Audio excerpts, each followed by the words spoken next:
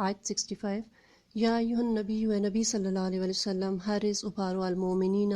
مومنوں کو القتال جہاد پر ان اگر یکن ہوں گے منکم تم میں سے 20 20 صابرون صبر کرنے والے یغلبوا وہ غالب ہوں گے 200 200 پر وان یکن اور اگر ہوں گے منکم تم میں سے 100 100 یغلبوا غالب ہوں گے الفا 1000 پر من الذین ان لوگوں میں سے کفروا جو کافر ہیں بانہم کیونکہ وہ قوم لوگ ہیں لا نہیں یفقہون وہ سمجھتے۔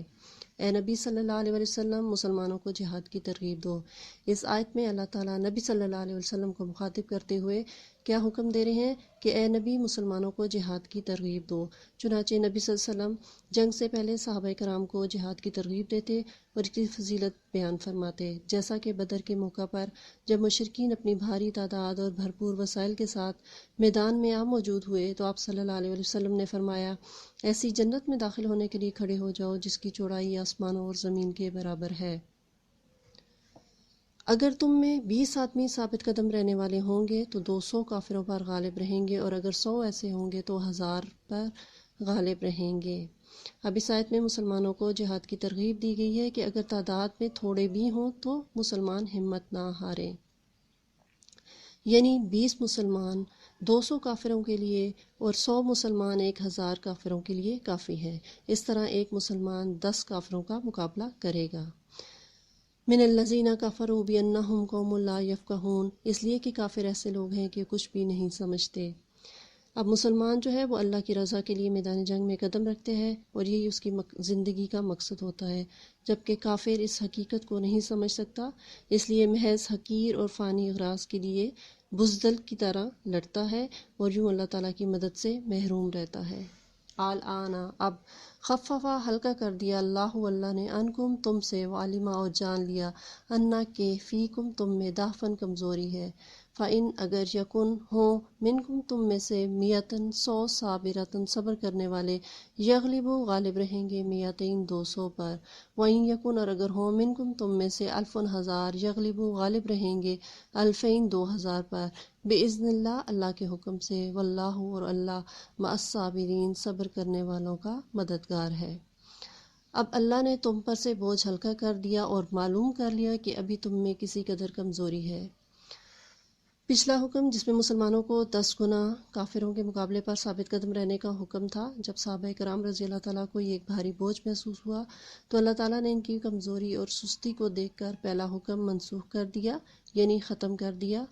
جو دوبارہ حکم آیا وہ دیکھتے ہیں، بس اگر تم میں 100 ثابت قدم رہنے والے ہوں گے تو 200 پر غالب رہیں گے اور اگر 1000 ہوں گے تو اللہ کے حکم سے 2000 پر غالب رہیں گے۔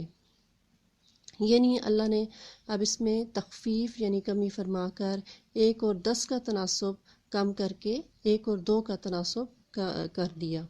واللہ مع الصابرین اور اللہ ثابت قدم رہنے والوں کا مددگار ہے۔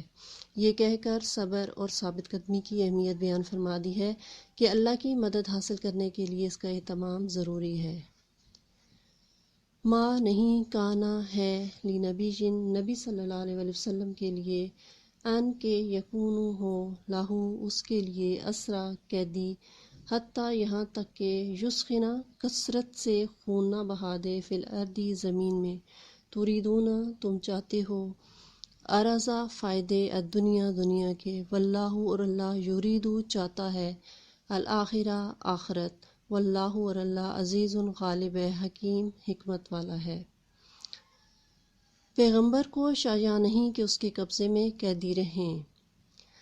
جنگ بدر میں 70 کافر مارے گئے اور 70 قیدی بنا لیے گئے۔ یہ کفر و اسلام کا پہلا معرکہ تھا، اس لیے قیدیوں کے بارے میں طرز عمل اختیار کرنے کے لیے کوئی واضح احکامات موجود نہ تھے۔ چنانچہ نبی صلی اللہ علیہ وسلم نے ان قیدیوں کے بارے میں صحابہ کرام رضی اللہ تعالیٰ سے مشورہ کیا کہ ان کو قتل کر دیا جائے یا فدیہ لے کر چھوڑ دیا جائے۔ مشورے میں حضرت عمر رضی اللہ تعالیٰ نے مشورہ دیا کہ کفر کی قوت و شوکت کو توڑنے کے لیے ان قیدیوں کو قتل کر دیا جائے، اگر یہ آزاد ہو کر بچ نکلیں گے تو اسلام اور مسلمانوں کے لیے خطرہ بن جائیں گے، جبکہ حضرت ابو بکر صدیق رضی اللہ تعالیٰ کی رائے اس کے برعکس تھی۔ وہ چاہتے تھے کہ ان سے فدیہ لے کر انہیں چھوڑ دیا جائے اور اس مال سے آئندہ جنگ کی تیاری کی جائے۔ نبی صلی اللہ علیہ وسلم نے بھی اسی رائے کو پسند کیا۔ حتیٰ یسخن فی الارض جب تک کافروں کو قتل کر کے زمین میں کثرت سے خون نہ بہا دے، تریدون عرض الدنیا، اور تم دنیا کے مال کے طالب ہو، واللہ یرید الآخرہ، اور اللہ آخرت کی بھلائی چاہتا ہے۔ جب تک کافروں کو قتل کر کے زمین میں کثرت سے خون نہ بہا دے، اس کا مطلب یہ ہے کہ اگر ملک میں کفر کا غلبہ ہے تو کافروں کی خون ریزی کی جائے، یعنی انہیں قتل کر کے کفر کی قوت کو توڑنا ضروری ہے۔ لیکن یہاں پہ اللہ تعالیٰ فرماتا ہے کہ تم مسلمانوں نے خون ریزی والے حکم کو نظر انداز کر کے جو فدیہ قبول کیا ہے، اس کا مقصد دنیا کا مال و اسباب حاصل کرنا ہے، جبکہ اللہ آخرت کو چاہتا ہے، یعنی کفار خوف سے مغلوب ہو جائیں اور اسلام خوب پھلے پھولے۔ واللہ عزیز حکیم، اور اللہ غالب حکمت والا ہے۔ لو، اگر، لا، نہ، کتاب لکھا ہوا، من اللہ، اللہ کی طرف سے، سبقہ پہلے ہوتا، لمسکم ضرور پہنچتا تمہیں، فیما اس میں جو، اخذتم تم نے لیا، عذاب عذاب، عظیمن بڑا۔ اور اگر اللہ کا حکم پہلے نہ ہو چکا ہوتا تو جو فدیہ تم نے لیا ہے اس کے بدلے تم پر بڑا عذاب نازل ہوتا۔ پچھلی آیت میں مسلمان صحابہ رضی اللہ تعالیٰ نے کافر قیدیوں سے فدیہ لے کر انہیں چھوڑنے کا مشورہ دیا تھا،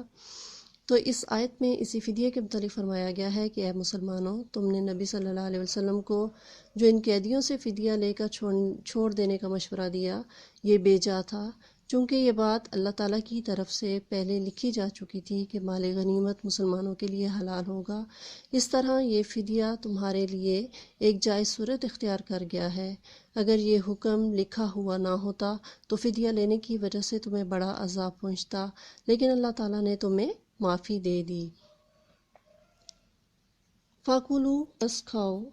مما اس میں سے جو، غنم تمہیں غنیمت میں ملا، حلالن حلال ہے، طیباً پاکیزہ، واتقوا اور ڈرو اللہ سے، ان اللہ بے شک اللہ تعالیٰ غفور بخشنے والا ہے، رحیم رحم کرنے والا ہے۔